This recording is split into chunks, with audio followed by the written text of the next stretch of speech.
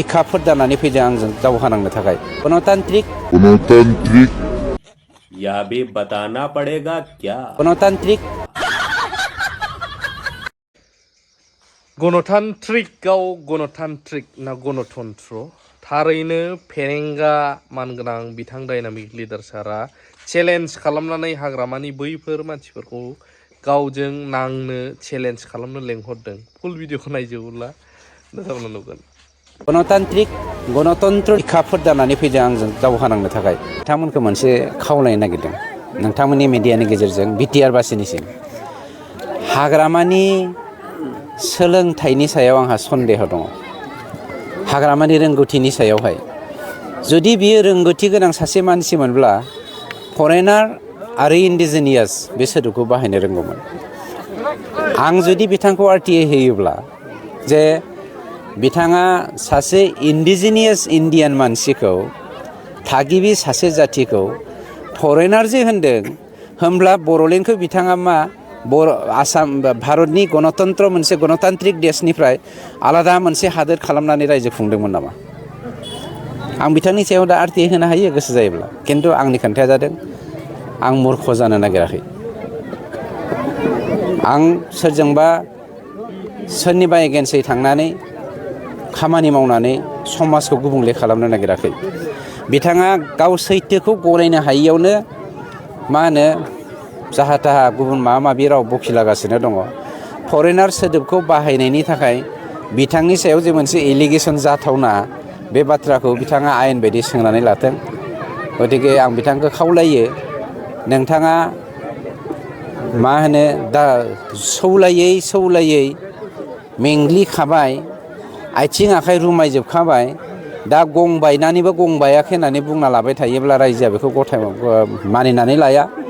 गतिके दा गणतन्त्रनि पद्धतिजों आवगायनो थाखाय जों बिथांखौ चेलेन्ज खालामो आरो बिथाङा थारैनो सासे चेलेन्जिं मुडनि सासे दैदेनगिरिब्ला काउन्सिलनि एसेम्ब्लियाव फैनानै आंखौ बुंफैथोंना आं फरेनार ना इन्डिजिनियास।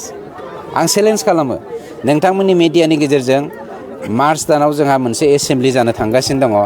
बे मार्च दाननि एसेम्ब्लियावहाय बिथांनि जा 10 जन माबाफोर दंबावो एमसिएलएफोर दङ बिखाफोर जानानै फैदों आंजों दावहा नांनो थाखाय आं फरेनार ना इन्डिजिनियास।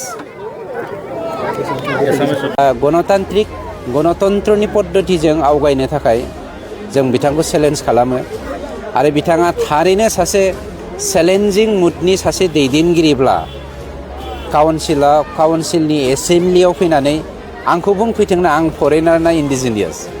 आं चेलेन्ज खालामो नोंथांमोननि मिडियानि गेजेरजों मार्च दानाव जोंहा मोनसे एसेम्ब्लि जानो थांगासिनो दङ।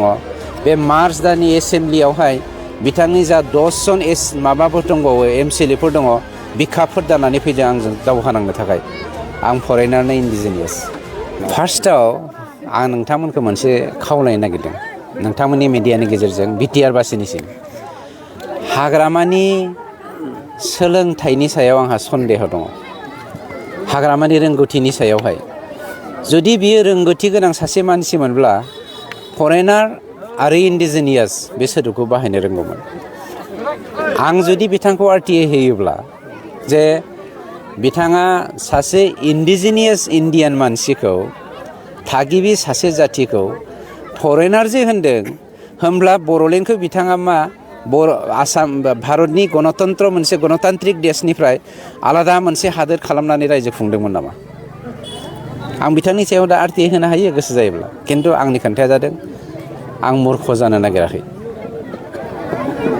आं सोरजोंबा सोरनिबा एगेन्सै थांनानै खामानि मावनानै समाजखौ गुबुंले खालामनो नागिराखै। बिथाङा गाव सैथोखौ गनायनो हायियावनो मा होनो जाहा थाहा गुबुन माबा माबि राव बखिलागासिनो दङ। फरेनार सोदोबखौ बाहायनायनि थाखाय बिथांनि सायाव जे मोनसे एलिगेसन जाथावना बे बाथ्राखौ बिथाङा आयेन बायदि सोंनानै लाथों।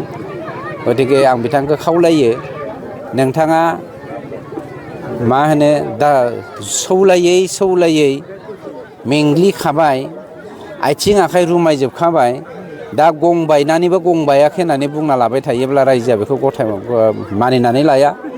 गतिके दा गणतन्त्रनि पद्धतिजों आवगायनो थाखाय जों बिथांखौ चेलेन्ज खालामो आरो बिथाङा थारैनो सासे चेलेन्जिं मुडनि सासे दैदेनगिरिब्ला काउन्सिलनि एसेम्ब्लियाव फैनानै आंखौ बुंफैथोंना आं फरेनार ना इन्डिजिनियास। आं चेलेन्ज खालामो नोंथांमोननि मिडियानि गेजेरजों मार्च दानाव जोंहा मोनसे एसेम्ब्लि जानो थांगासिनो दङ। बे मार्च दाननि एसेम्ब्लियावहाय बिथांनि जा 10 जन माबाफोर दंबावो एमसिएलएफोर दङ बिखाफोर दानानै फैदों आंजों दावहा नांनो थाखाय। आं फरेनार ना इन्डिजिनियास। आंखौ बुंफैथोंना आं फरेनार ना इन्डिजिनियास। आं चेलेन्ज खालामो नोंथांमोननि मिडियानि गेजेरजों मार्च दानाव जोंहा मोनसे एसेम्ब्लि जानो थांगासिनो दङ। बे मार्च दाननि एसेम्ब्लियावहाय बिथांनि जा 10 जन माबाफोर दंबावो एमसिएलएफोर दङ